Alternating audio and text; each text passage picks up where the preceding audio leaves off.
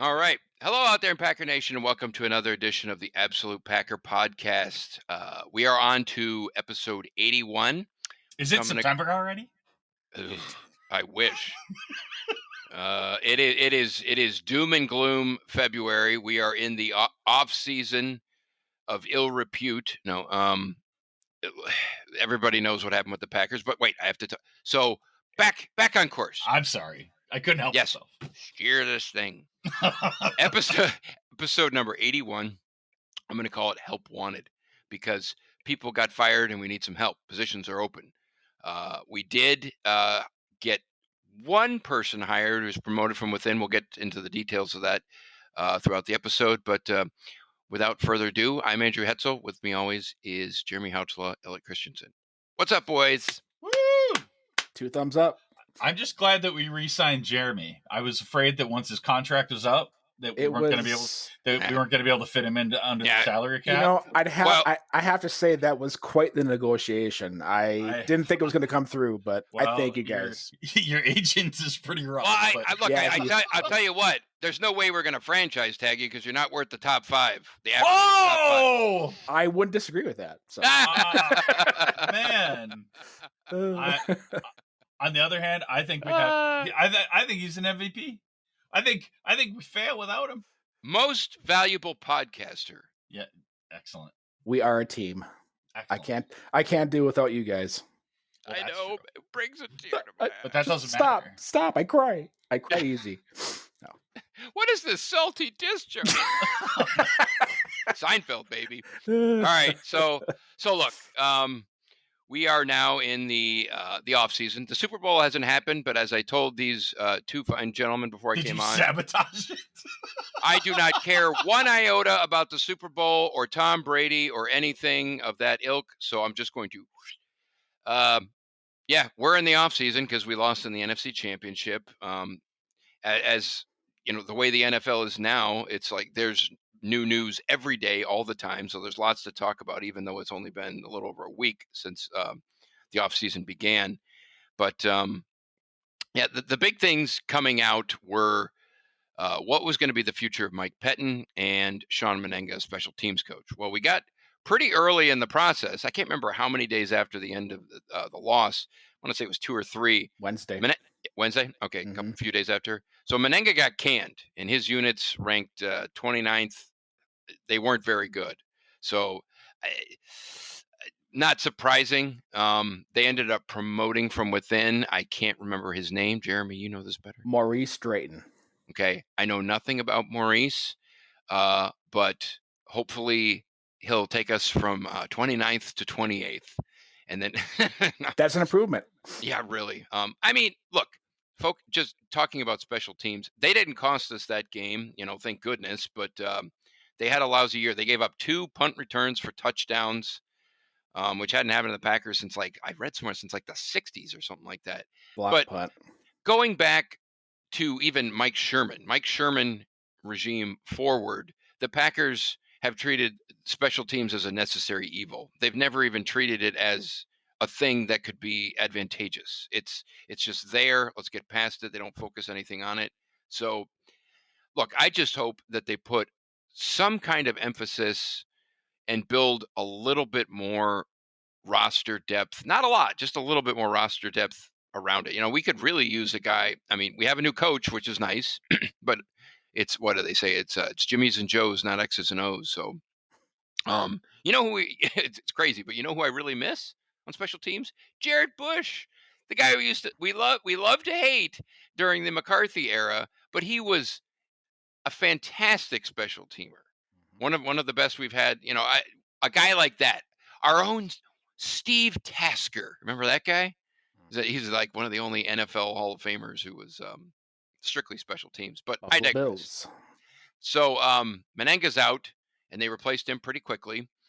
And then, Mike Pettine was left kind of twisting in the wind, so to speak. And then I don't know if this was new news or we already knew it, and then it came out. But I mean, his contract was up after this season anyway, and so there was talk of, are we just going to play out the string? Obviously, if they came out and said, oh, he's got a new contract, he's coming back. Well, it turns out they didn't re-up him, so de facto he's out. It sounds like, just to add a little background to it, it sounds like he didn't re-up his contract going into this year. Correct. Most position coaches and like coordinators and stuff, they go into every year with a 2 year contract. They don't want to be a lame duck. I can definitely see that no matter what. But he, for some reason, maybe he saw writing on the wall, or he just knew that if they lost in the NFC Championship, he had an out. So I don't know. Yeah. Look, his units statistically that sounds silly when you say that. Be careful. His units, plural, they did improve this season, throughout the year. I think the first half they looked pretty crappy, put it lightly. In the second half, they did well, and I believe, I can't remember if they finished in the top 10 this year in defense, in total, in stats and whatnot. Points and yards given up. Okay. I mean, the eye test, and this, I told you guys this, in our conversations after the game here and there, they can and should do better. And that goes for, special teams as well. So I'm glad that Lefleur is, he's putting a stamp on that. And look, Pettine wasn't his guy. Everybody knows that. He inherited him from McCarthy and he decided to keep him. We can hem and haw about that, but he's gone now. Pettine, not Lefleur. So who really cares about what that was? But look, like I said, they can and should do better. And this defense under Pettine was just insanely passive. And I would say the Packers defense, again, going back to, I don't know about Sherman, but I guess you could say that. I mean, they don't dictate to opponents. Just it's always, it seems like they're always, at least a notch below the offense, which is fine when you have Brett Favre and, Aaron Rodgers as your quarterbacks. But they need to, in some respects, they have to start being more aggressive, not all this freaking off coverage. And I would like to see them just take a step in dictating their mindset and their scheme and just everything else to the opponent's offense at some point. What do you think? Yeah, I think we've been crying and begging and just praying that we were actually going to have a defense that was aggressive, that set the tone, took it to our opponents instead of the reverse. And I think if anybody listened to Matt Lefleur's press conference yesterday, he kind of alluded to that he didn't say that they weren't aggressive, but I think he kind of in a roundabout way said that they weren't aggressive enough for his personal liking. And he also they questioned Lefleur about the last call before the halftime that they gave up the touchdown. And he said, that's fully on me. He took full responsibility for it. As he should. As he should. But it was an integrity call. He could have sat there and said, you know what, Pettine, I don't know what he was thinking, blah, blah, blah, and kind of begged on Pettine, but he didn't. He took the high road. That's one thing this organization has done over the years, the decades. They always take the high road. But I don't know if you guys listened to the press conference with Lefleur and Gut. They sound so regimented. You know what I mean? It just... like rehearsed. It's like a politician. Right. How you always made fun of McCarthy, where you'd always, when it's third and long, I want to play off coverage. Yeah. It's kind of rehearsed, but if anybody, if you want a good indication of what's going to happen this offseason, I would listen to the Lefleur and Gutekunst. I listened to a little bit of Lefleur's. I didn't hear Gutekunst. On that, I don't know if there's anything else really to say about Pettine and all that and what they're doing, because I was going to steer sorry, I totally got off tangent there, but no. Yeah, I was going to say that, I as much as I did not admire the lack of aggressiveness on defense, I mean, statistically, you're being diplomatic. Yes. Jeremy should get a shirt that says, I am not a fan of playing 10 yards off the line of scrimmage on third down. Yes. No, on 3rd and 2. Yeah, really. Third and 2, and they're playing like it's a Hail Mary. I think I'm pretty consistent with how I felt about him. But the one thing that just kind of, taking it all in. I mean, he did bring the defense to another level this year, and it wasn't good enough. But his philosophy was always bend, don't break, and I can appreciate that because, we all, and this is not just us, we're talking about thousands and thousands of Packer fans out there. The play before halftime was not a bend, don't break. That was, a lot of things just really crappy happening at one moment. That was snap it in half and throw it in the dumpster is what that right, was. So that went right past bend, past break, but you know what, got shot into the sun. But that's what got me back to thinking I appreciated the bend don't break mentality, because before halftime that would have been really a nice defense to play in that case, So, they didn't get beat a lot deep and they didn't get beat a lot over the top, but we just go back to the aggressiveness, and I've always said that I don't think he schemed his personnel to play the right defense. I don't think he schemed the scheme to fit the personnel that he had, is what I want to say. And now we have a clean slate, and we can go out there and we can bring in a coordinator that will hopefully mend the players into the scheme, and it'll be one harmonious, ceremony. But I everybody says that they don't have the talent there. They do. I mean, the talent is there. I agree. They're just not used. Yeah, and I think I made the comment before, and I'm going to stand by it, that there were so many times where I'm watching the game and I'm looking at what Pettine's doing, and I'm going, he is scared of his own players. He does not trust his own players. Why would you play such soft coverage and put the collective defense in some of these positions if you don't trust them? Because it's like I don't know. That's still kind of what I take away from a lot of it. Yeah, and I could see that point of view. I look at it from a point of view that he was playing the percentages, and the percentages was, if I don't get beat over the top, I'm not going to get beat all the time. You know what I mean? So he played the percentages, and for a lot of fans, it didn't jive. It didn't jive with us, obviously. But I do appreciate that, we didn't have very many plays or games that were lost because our defense gave up a big play on the last play of the game, except for the most important one that we just had. But, that's what I can appreciate about what he brought here. So to that point, though, I mean, I think we got to be careful what we wish for, right? Because especially if the players are used to that style of play, and now we say, all right, well, we're going to be more aggressive, but we have to accept the fact that there's going to be a couple of bigger plays that get given up, and they got to be able to bounce back from that.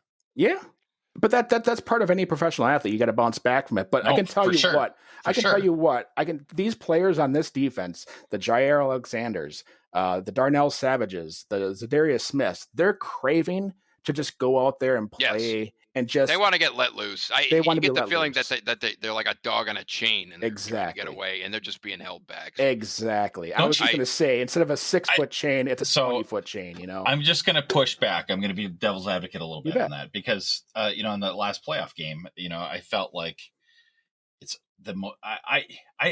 I oftentimes don't feel the whole momentum thing. I think that's a little bit overblown, because I feel the way you do. These are professionals. They know how to handle it. They've been through hundreds of games. But, boy, it felt tangible in this last game. The momentum swing? The momentum swing, right? You mean after he gave up the Hail Mary? There were just a few moments in that game that it just felt very tangible. You could see it in their faces on both teams. There are just some very clear moments. There had to, right? I hear it. And I mean, look, when we talk about, I think Pettine, they did improve as the season went on. In the last 4 weeks, they did really well. But look, I mean, that play, that Kevin King, where he gave up, that is beyond an egregious error. You cannot have that. So to your point about, that in and of itself, to me, is like, in a spot that big, that's a fireable offense. Yeah, so I'm going to devil's advocate myself, though. No, but also, Elliot, you had mentioned, momentum swings. Yeah. If you're on our sideline, offense, defense, special teams, janitor, I don't care who you are, and you see that play unfold, how can you not? Right. And that's so. I'm the go for it on fourth down guy. And Lefleur sure as hell is too. Except when it matters. I say that, and I'm like, ooh. Well, no. that- If you listen to his press conference, he did I heard say, "Hey, if the ball got down to the 5, we're Yep. talking about No, I a heard whole him. different conversation." He actually expanded on that a lot. He didn't just Yeah. be like, "Oh, I wouldn't." Blah, blah, blah. He talked about it for a good 5 minutes about what he was Yeah. doing, and that's fine. You can at least understand his reasoning. He did think through it. He's a smart guy. Yeah, I mean, Rodgers, he had three downs to get. He didn't even get a yard in 3 downs. Well, yeah, but that's always the typical talk when you talk about going forward on 4th down. Well, you had 3 chances. What makes you think you're going to do in the 4th? And I don't know that I buy that. Yeah, you had 3. Well, you get a 4th. I mean, About 8. I would encourage people. We could sit here and rehash everything you said. Lefleur, Yeah, but I would encourage people to check that out, that press conference. For sure. But I do feel that these are professionals. They want to win, and if you want to put them in the position to win, and you do that by being aggressive. And I think the players, hopefully respond to this aggressiveness by management by saying, we want to get somebody in there who wants to win. And I hope that's what we're doing. I mean, so I view this as more positive than negative. Jeremy brought it. I'm skeptical. I agree. Jeremy brought up a good point too. I don't know if it was in our discussions or it wasn't in here. It was in Slack, I think. We said, they're looking outside of the building too. They're not just looking at. And I think, look, as much as we would think that's not that big of a deal for this organization, that is. So the fact that he's looking, they are also looking at internally. Which I think by default you kind of do. But he's looking a lot externally too, outside of the building, outside of the insular Packer stuff. So that's good to see. Yeah. And you know what? The guys he's looking at, they're all young guys. Except for Wade Phillips. Well, Wade Phillips. Oh, he wasn't on the list, was he? No, there was a Twitter storm that Elliot kind of alluded to before about Wade Phillips. Bring back Dom. Oh, no, wait. The Lions hired him. The Lions got him. Senior assistant. Senior is right. I was just going to say, it's like put him back in the home. I didn't even know that. I thought he retired. I thought he was just done. It's like, Well, Dom Kate. No, look, sorry, you got to set this up. Where's Dom? Is he in the booth? No, he's in the Villages in Florida. Yeah, he's got a Zoom call of the game. Maybe. Maybe that's how they're doing it. The Villages. There's Dom riding around the golf cart with his toupee flapping in the wind.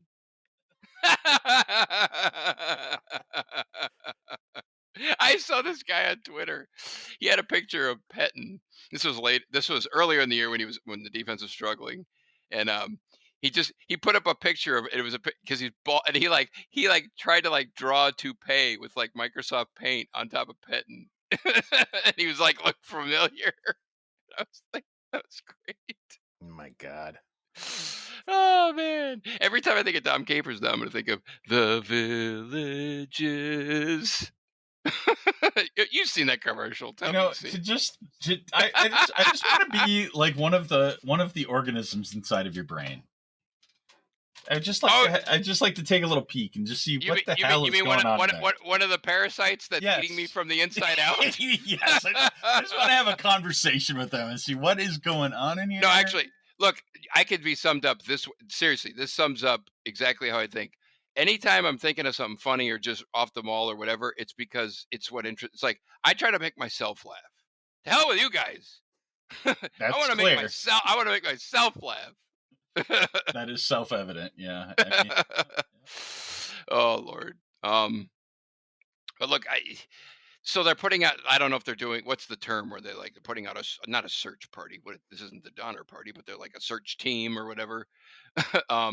So I don't know how long it's going to. Project. Yeah. Right. I almost did Sixth Sense. I see dead people, but that's a wrong movie, wrong genre. So I don't know how long it's going to take. Could it take a few days, a week, or whatever? I have to think. The longer it drags out, the worse it probably is. I don't know, because the other part is, I guess when you're hiring and firing around this time, it's difficult because a lot of guys are already snatched up, so to speak, or am I wrong? I don't know. There's never a good time, really, is there? Well, when it comes to coaches, now is the time, because when the season ends, whatever team it is, their contracts are up, so the fact that the Packers right now are getting into the search for a defensive coordinator, that's standard protocol. I just thought of a great thing. We need to get Mark Murphy and his suitcase full of his sweaty wad of cash down to the Villages to buy out Tom Capers. Like he did with Favre. The reverse Favre. Don't pay him to stay retired. Pay him to unretire. Well, he went to Detroit, so kudos. Yeah, whatever. Good for them. Good and for speaking them. of, since we're on that subject, we might as well just go right into the Detroit Lions traded Matthew Stafford to the Rams for Jared Goff, and the Lions get also Jared, but they get a ton of draft picks from the Rams too. So look, I don't know who wins this. Matthew Stafford, I love him from the standpoint that he went to the University of Georgia, which has a dear place in my heart. But outside of that, he's never won a playoff game. He's a good quarterback. He played for a crap organization. I'll give you that. But it's good for the Packers and us, I think, in two respects. Number one, I think he's still better than Jared Goff. And so Matthew Stafford is still in the NFC, but he's out of our division. And then we have to worry about Jared Goff with the Lions. It's like, I don't know. But what did you guys, I mean, I was surprised to see that trade. I mean, honestly, I wasn't, because Stafford, number one, wanted out of Detroit. Number two, Jared Goff he wasn't going to be the guy anymore in LA. So it was a match made in heaven to get those guys out of situations they did not want to be in and put them in a situation, hopefully, to start over. The draft. I'm sure Goff is thrilled to go to Detroit. Yeah, I'm sure he saw that and he threw his phone in the water. And Good Lord, but he's sitting on the couch, weeping with his sweaty wad of $30 million or whatever. He got the same exact contract as Aaron Rodgers did. So madness. Yeah. So Detroit also got 2 first-round draft picks and a 3rd round this year. The first rounder is 2022 and 2023. You know what I thought for a second? I totally missed it. I thought that they also traded Aaron Donald. No, they did not. So continue. That would have been a fleecing. Then I would have been worried. I would have been like, Detroit with Aaron Donald? When you trade away draft picks, you also have to look at how the team is most likely going to do. And the Rams, I would say the next 2, 3, 4 years, they should be competitive. So that draft pick isn't going to be a top 5 or top 10 pick. It's going to be a later, like bottom third. Bottom third, yeah. That's just what I'm say. So it's not going to be like just a great pick. But any picks in the first round, that's a coup. Yeah. And the Rams gave the Lions about $50 million to cover some of the contract. So it's not like cash too, baby. In cash. The old Mark Murphy special. Now it's funny because I don't know if you guys remember, the Rams went into last offseason, didn't pay Clay Matthews and didn't pay Todd Gurley their bonus money that they were earned. And now they're giving away $50 million to a player that's not going to play there anymore. So it's like, where the heck did this cash come from? We had a season with no fans. Like, where did they get the money? I don't know. Just kind of a strange kind of a, thing that happened. I forgot Clay Matthews ended up playing. He's out of the league now, isn't he? Wait, so I mean, so they contractually had to pay and they didn't pay. So what's up with that? No. It was part of the negotiation. I'm sure Detroit came to the Rams and said, hey, he's got a really big contract. Yeah, no kidding. And you guys are taking on Stafford with 2 years and 40. No, but I'm saying the Clay Matthews thing. So they had to pay him and they didn't. Yeah, and that just went away. No. They eventually paid him. Oh, but it wasn't it wasn't contractually on the day that he was supposed to get paid. It was months. So they're playing games. Okay. That, or at the time the Rams were broke. Oh, well, I mean, because they had that whole stadium situation, right? Well, that's what I mean is they just put $1 billion or however many. It was like over $1 billion in that stadium. They were broke, So the Rams did. They didn't get that from the city. They didn't fleece the surrounding government. Everybody had to pay for that. They had to pay. The city had to pay. The county had to pay. The state had to pay. There you go. We probably had to pay too. Clay Matthews had to pay. Jared Goff had to pay. Yeah. Matthew Stafford had to pay. Mm-hmm. Yeah. No, but look, it's a quote. I mean, I guess you could call that a blockbuster deal. But at the same time, it's like, I don't really.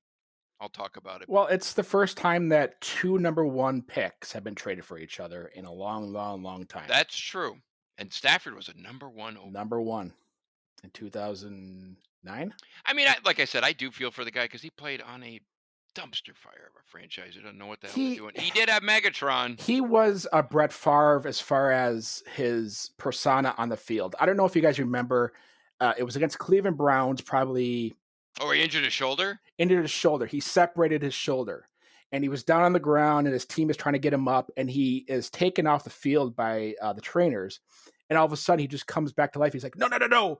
You know, because they got it was like the Undertaker. Well, what happened was it was the last play of the game, but there was either a pass interference or a hold, and the Lions got the ball on the 1 yard line. So they had one more play with no time remaining, and Stafford came into the game, threw a touchdown, won the game for them, and then he ran off the field and was like, I need to go to the hospital. I mean, he was hurt severely. And that kind of that play really stuck to me because not too many guys would do that. You know what I mean? Maybe he was an idiot for doing it. He seems he was like a baller. He was a baller. He seems like a decent guy, but yeah. Okay, so heading back to the Packers. So going back to the NFC Championship game and what happened at the very end where Lefleur decided to kick a field goal rather than let Aaron Rodgers go for it. Much was made about that whole, situation, and I guess that's rightfully so. It was a huge moment in the season, whatever. And they interviewed Rodgers after the game, and he said it wasn't his decision. And I'm sure he did want to, he wanted the ball in his hand, and it was kind of ironic and strange in a way where so many times over the years we're like, all we want is to have Rodgers. We want to have the ball in his hand at the end to win a game, and at the one time you get it, they pull it out of his hand. It's kind of odd. But look, part of the reason I bring some of that stuff up is, after all this happened, Rodgers was getting interviewed after another soul-crushing loss in another NFC Championship, and he made comments where he was like, even my future is kind of unknown, and everybody's like, oh no, the internet went into full swing. What was it? Mike Florio, Pro Football Talk, he already had drafts set up, draft social media posts about here's where Aaron Rodgers is going to go and all this, and it's just like it became this like little subculture of conjecture about basically what's going to happen with Rodgers. I mean, we already traded him to the 49ers, I thought, right? I thought this already happened. Actually, he's going to the Colts. Right. But he's not going. No, I was going to make reference to the Pat McAfee show on 126. Aaron Rodgers was on it. And for everybody out there, watch the Pat McAfee show from 126 with Aaron Rodgers on it. It kind of gave you a little in-depth perspective on Aaron Rodgers' personality, which we don't get to see a lot of. And it was really, I watch cool. that spot every week. It's great. Yeah. It's fantastic. Mm-hmm. Rodgers is he's unbelievably talented. He knows it. He passive aggressively lets everybody know all the time. He's intelligent. You can tell he's very cerebral and all these things, but he is an ass. You know what I mean? He is like it's hard to not like the guy, but at the same time it's like he's so, I don't know. It's this passive aggressive nature with him that he does with it. Though, if you're an artist and there's no if with me. I am one, baby. Well, I mean, so let's talk about like a real artist like Jeremy. So like, oh, now we've got completely off the rails. Oh my God! So my cat's over here. Why do you believe this? You know what I mean? So I mean, I know that with that's like the cliche thing, like, oh, I'm a starving artist and I'm so insecure in myself, and that's what makes me lovable, and it's nonsense. At some point, you have to be able to sell yourself, and that's part of how you get the gig.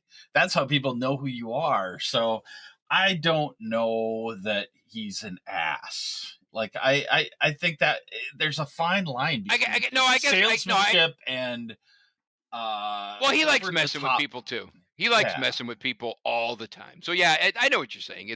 I'm being a little bit facetious here. It's funny because like AJ Hawk always joins Pat McAfee, and he's constantly ribbing AJ Hawk for this stuff. But AJ Hawk loves it. It's like it's just part of who Aaron Rodgers is. But yeah, it's so when Rodgers made that comment, and my future is unknown and all that, everybody went, oh my God, what's going to happen? Blah blah blah. And he's not going anywhere. He's coming back to the Packers. I mean, there's no way they're going to trade him. It's with the cap looming and the salary and all this kind of just everything. It's not going to happen.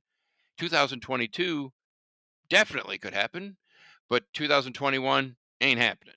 Well, yeah, and I go back to, always go back to who can you replace that person with? And yeah, we drafted Jordan Love. Tim Boyle.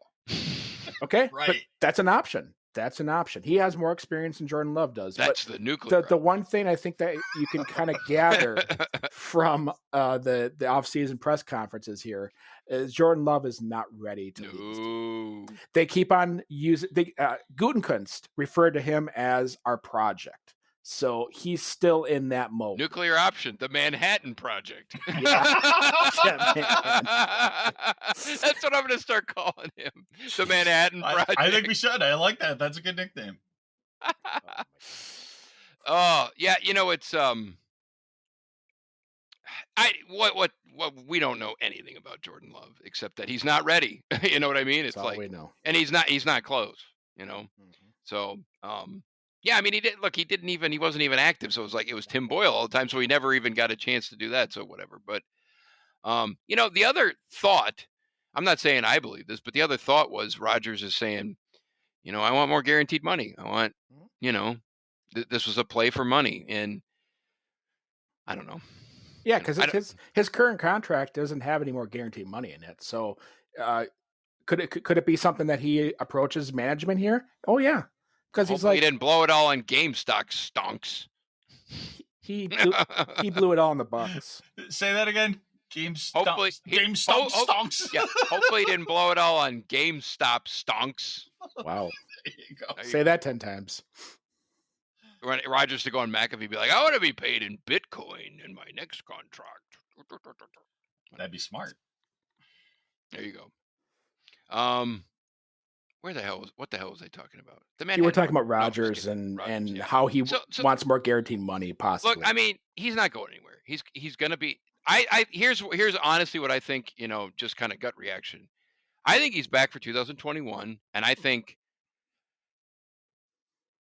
Well, let me take a step back because I'm almost. The sad thing is, I start this scenario off as he's going to come back. He's going to make it to the NFC Championship and lose. But no, if he comes back again, I know, really. So it's like, look, if he comes back and they win a Super Bowl, and there is kind of some hemming and hawing. Man, I should just take all that back because if Love doesn't progress, Rodgers still plays well. They are going to be, sitting in a very interesting situation. But if things play out the way they probably will, I think this is last year, 2021. No. You don't think? At this point, I mean, we're making, hypotheticals here, but at this point, I just don't see it. I'm thinking probably 2022. What his contract runs through 2023? 23, yeah. Okay. And as long as he's playing on an MVP level and they're always competitive like they have been, I don't think he's going anywhere. Wait, so you're saying, do you think you might get an extension? I think he might get more guaranteed money and maybe another year or two on the contract. I don't know. That's just me just spitballing it. I have no evidence of that. But, could I see them put a little bit more commitment into Rodgers in the next 3 years? Oh, yeah, I could. Yeah. And you know what? As much as he wants to downplay that he has no leverage, he does. He's the key that starts the vehicle of the Green Bay Packers. That's where he's at right now. He's going to be the MVP. Jeremy is great on the analogy. Oh, frick no. He's the key. He's the key that starts the vehicle that is the Packers. But and Mark Murphy is the banana in the tailpipe. Okay, all right, nice. All right. So well played. So I see you have to. I think you have to think through like threading the needle at the career end for these guys, because you have Brett Favre and you have Tom Brady, and they went to different teams and they both almost won a Super Bowl. It's almost impossible to and then failed miserably at the last minute, but almost made it. But I think the best thing is to go out on top with your team, with your fans. Everybody wants that story, including the player. Everybody wants that. Who wants to have people hating you?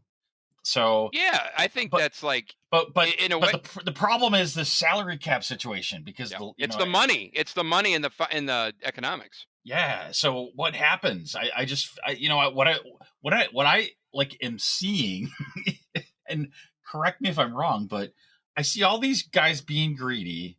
Except for Brady, he'll take whatever at this point, and he's going to end up back there next year in New England. He'll end up in another Super Bowl because he'll get some supporting cast, and these other guys, these other good quarterbacks, the other people that are in his class or better than him, everybody better than him is going to get paid better and way too much, and they're going to salary cap the rest of the team. They're just going to hinder the team. I wonder, people always do say Brady did this, Brady did that. I mean, he still got paid. He's getting paid in other ways. There's no way. And maybe I'm wrong. I mean, maybe the guy is taking significantly less than others. I don't know his contract situation, and I've heard that here and there. And then the other thing I hear about Brady, and don't want to talk about him, but here we are. They go, oh, he doesn't have to worry because he has Giselle, who makes more money than him. So he doesn't have to worry about making all this money. I'm like, that's your reasoning? That's the dumbest thing I've ever heard in my life. It's a pretty good backup plan. Money is respect to these guys. It is. So there's money. But when you get to Tom Brady's stature, where you have two hands of Super Bowl rings, money isn't a big deal anymore. And Elliott, well, I guess what Elliott's kind of saying is, part of the reason he got to those two hands with Super Bowl rings is that he took less money to be able to build around him. Right.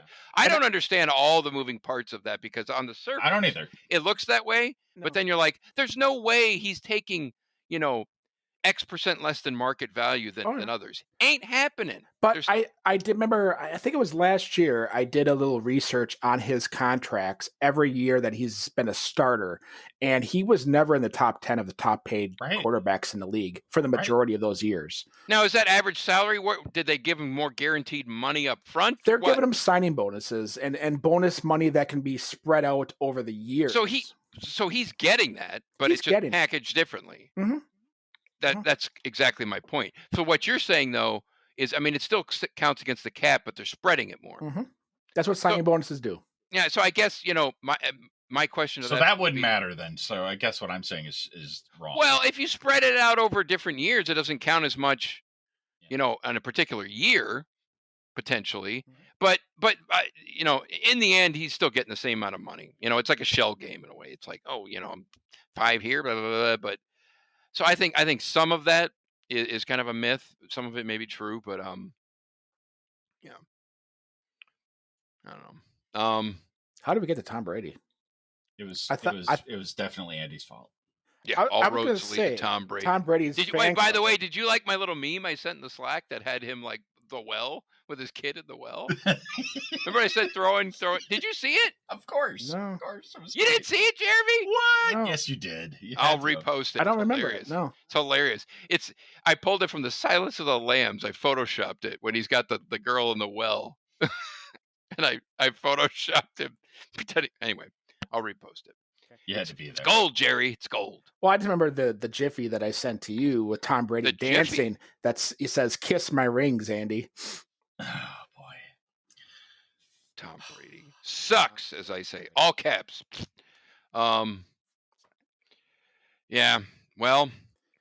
So yeah, we are, like I said, we're kind of in. We're already in the off season, which absolutely sucks. I mean, the Super Bowl is going to happen this coming weekend.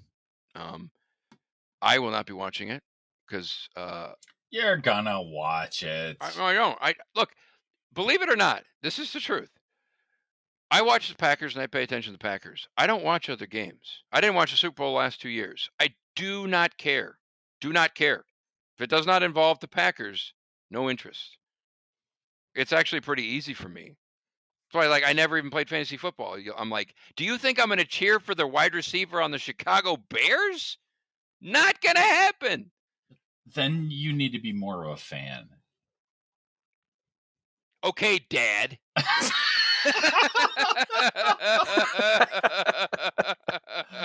I agree. Ooh. I agree with your dad. No. I will fully admit that I am a football curmudgeon and I sit in my little Packer world, but it is true though that I'm like, I don't care. And it's like, so if I don't care and I don't have any rooting interest, and it's like, I have no desire to watch the Super Bowl. People are like, oh, you gotta watch the commercials. I'm like, no. Actually, the quality and the commercials well, for one thing, they've all leaked early. I mean, so the whole commercial thing is over. Like, that's not even a thing anymore. Yeah, I know. That's a good point.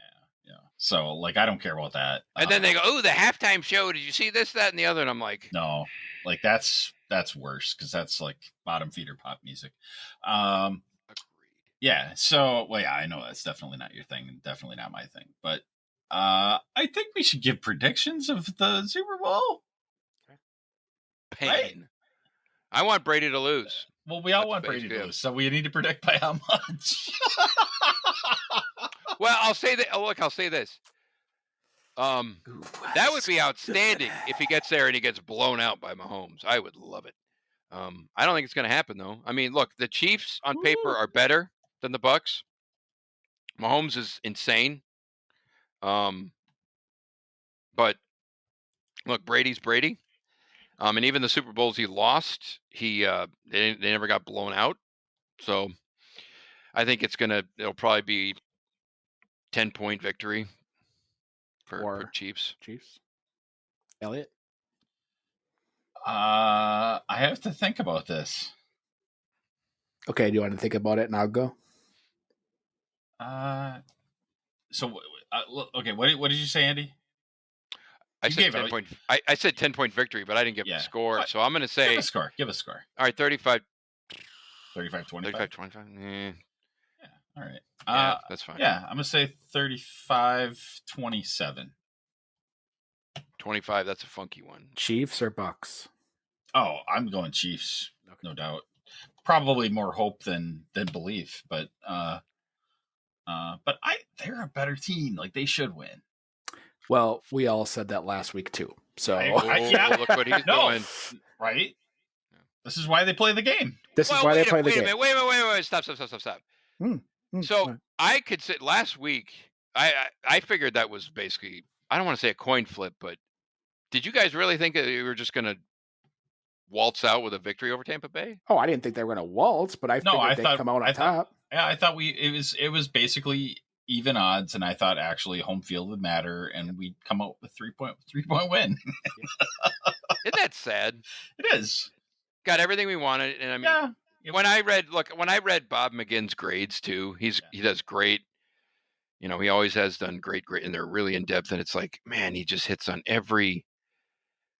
so many missed opportunities, so many freaking mistakes, and it's just that's what's so disappointing is you waited a decade, if not more, to get this at home with against a warm weather team, and you blew it. Right. You straight up blew it. Right. So disappointing. And I don't know about you guys, but Rodgers, you know, obviously he was very dejected because I think he knew this might have been his best opportunity. You know, when you interview somebody for post-game presser right after a crushing loss, it's never going to be good. But there has got to be something in the back of his mind a little bit going, oh, yeah. Can I do this? Like, is he doubting himself? I don't know how you can't. Right. Even a little bit. And that's all it takes. It's like, He's got to be sitting there going, I got everything I wanted. We were healthy. We were at home. We had a first-round bye, and I still couldn't do it. Right.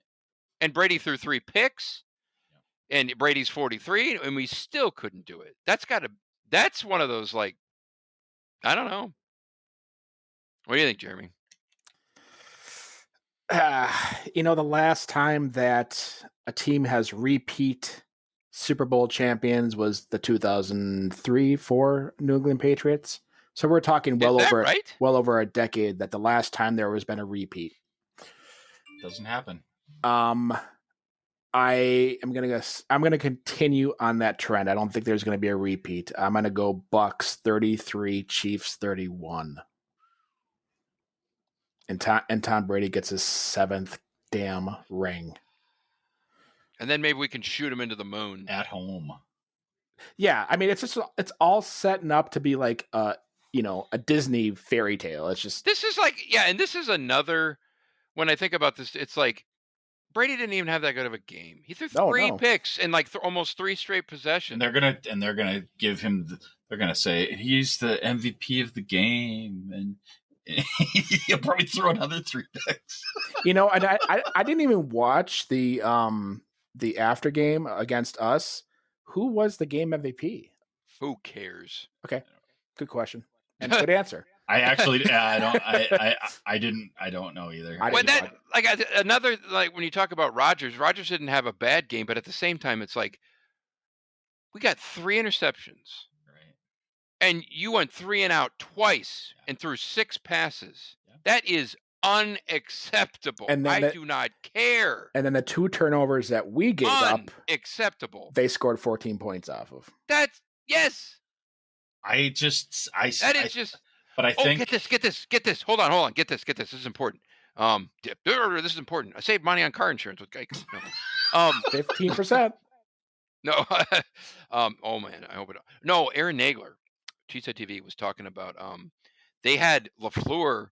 They had like NFL audio of the game, in-game audio, and apparently, early in the game, it might have been late first. It was around the time when that bad touchdown that Kevin King gave up, that whatever. I think it was around that time where they caught Lefleur saying, "All right, we need to spread them out on offense. Basically, we need to go out and basically 5 wide and whatever." And it's like, what are you doing? Are you kidding me? They have them on film going, we need to spread them out. And I'm like, that's what got you here, 5 wides? No. Really? Yes. Lefleur, loved the guy, but he's got some steps to take coaching wise, and he knows it. We all know it. Yeah. But when I heard that audio, I was like, "Are you serious? This is your plan?" Well, yeah, and their plan all along was to hold them to a field goal, and look how that worked out. Yeah. So I far be it from me to second guess Jeremy on this. But he's an artist, remember? He's better than an artist. He is a connoisseur. Okay, everybody mute now. Yeah, but you should mute because I don't know what I'm talking about. But all that for that. But don't you think that the Chiefs are going to be able to use the Packers play as a learning experience? Yeah, they'll turn on the film and go, "Don't do this." That's what I'm saying. They're like, this is the playbook to not lose, right? They're like, see where Lefleur said spread them out? Well, with the Chiefs, it doesn't matter. So, I know to a certain extent that's true, across the NFL every game, but they have 2 weeks to do this. They have the personnel to do this. They are a better team. Yep. I actually I can't see them. I could see them losing in a close one. It could happen, but I just predicting that I just can't see coming out and saying that is more likely than not. Like if they played 5 times, they're going to win 4 out of 5. I just can't see it any other way. I don't know. I can't see it any other way. They're not. I say that if they were playing the Packers too. I think they would beat the Packers 4 times out of 5. You know what is the scariest thing about Mahomes? Which is seriously terrible. And I've only I don't watch other games, but I've seen some highlight footage here and there. It really is. I've never seen a player where they can just turn it on. And I mean go from 0 to 100 like that. Yeah. It is. Just look at that playoff game to watch that guy just he just pumped up. Wasn't that last year or was that the year before? Was playing, 28 points in like 5 minutes. last year against the 49ers, they were down for 3 quarters, and then he just tore them up in the 4th quarter. Yeah. It was like he was just like, I'm done with this. And he literally was like 0 to 100. You're like, right. That is scary. Now, maybe consistency is a problem. I mean, I get all that. Maybe slow and steady. Maybe the Bucs are more slow and steady, and that's going to win it. All these things can be true, but I think you play this game 4 times out of 5. I think the Bucs lose. Then they have a great defense. They really do. But man, I just look at can't. Jeremy with his huge grin. He's I know. sticking with his prediction. Of course he is, and I'm not going to be able. I'm not trying to convince him otherwise, because like I'm afraid that you're right, and I'm just trying to figure out how you got. What, there. do you got money on this game? I have to be perfectly honest with you. I did it more out of spite. So exactly, I knew you were going to say this. And but Elliot's got to go to the bookie. Okay, but he needs all the intel. But on another level, I truly do believe that the Bucs are going to win. You know, it is that, I think to your point, it's like when you look at Brady. Because what's her name? Sarah Thomas got paid off. Wow. Jeez Louise. Throwing the first female judge underneath the bus. Actually, you know, the last Super Bowl I did watch that wasn't a Packers hadn't been it. So the last Super Bowl I did watch was the one where Brady came back from 28-3 against the Falcons. 28-3. That was. Now, look, we've been through some bad losses. Could you imagine? Hey, nobody can imagine going to the Super Bowl, being up 28-3 and losing. Hey, Atlanta has not recovered. No, how could you? They have not recovered. That makes the meltdown in Seattle in 2014 look like chump change. Yeah. Right. It is. Because it is chump change compared to that. Amazing. Yeah. Anyway, I think we can call that good. Good. Yay! Good. Well, we'll check in after the Super Bowl. I'm sure there'll be more Packer news, and but how do we close out with Go Pack Go? Can we say no? We close out with Tom Brady. No. There we go. Tom Brady. No. Tom Brady. No. Grandpa Babe. No. No, Tom. No. We need to get Zoe on. With the face. That's no, true. Tom, no. I don't know. Oh man. Yeah. Well, I picked the Chiefs, but I'm like, I could look what I could damn near go either way. It's almost like I have a little bit of spite in the other way. It's like I hate Brady. I just want to see him lose. I hate Brady, but you know what though?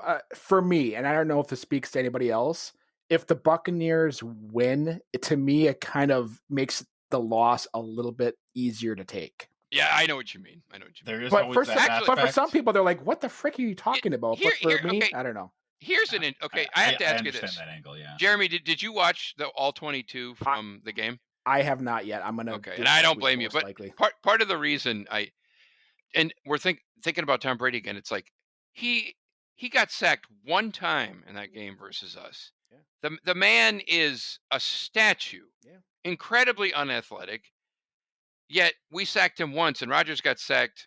Rodgers is 8 times the athlete he is, and got sacked 5 times. They have a great defense. What But I mean, our defense. If you would have told me that we would only sack him one time, I would have said, nah, I would have set the over/under at like 3 with him because of how statuesque the guy is. He cannot. But he's so statuesque that literally. It's like you go back to your childhood and you want to knock over that most prized, like, at Halloween, the neighbor has that blown up, or Christmas, they have the blown up snowman. And as a kid, you're like, I just want to freaking pop and knock that thing down. It's the same thing that should have happened with Brady last week. I've never heard anybody say that. I've only seen the vandalism, and now I know who did it.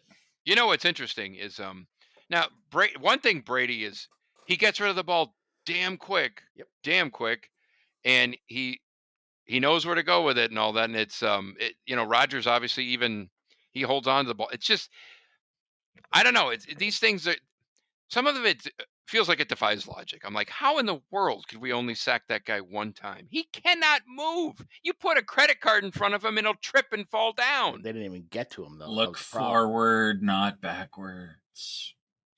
No, Tom, no. Go Pack, go is what we say. Yes, and Jordan Love is the Manhattan Project.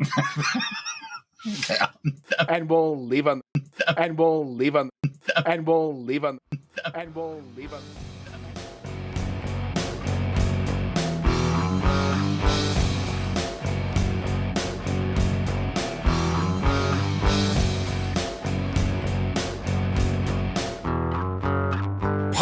Podcast. Chair.